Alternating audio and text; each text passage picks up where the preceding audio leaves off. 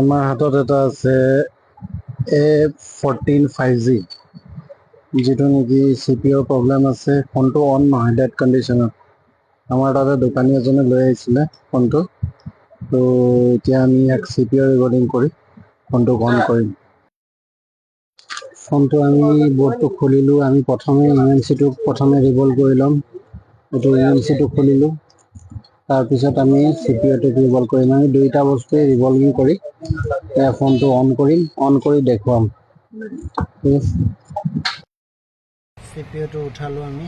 CPUটো ভালকৈ উঠাই আমি যাৰ যিবিলাক ব্লেক পেষ্ট লাগি আছে, ফাইনেলি আমি CPU আৰু ইএমচি দুইটাকে ধুনীয়াকৈ আমি ফিটিং কৰি দিলোঁ। এইটো লগাই দিলোঁ ৰিবলিং কৰি মেলি, তাৰপিছত এইটো পেষ্ট কৰি দিলোঁ।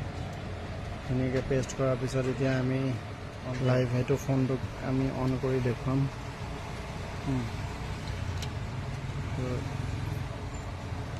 লগাই দিছোঁ।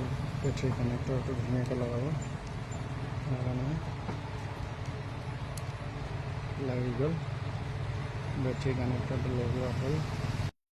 এইটো আমাৰ A14টো অন হৈ গ'ল।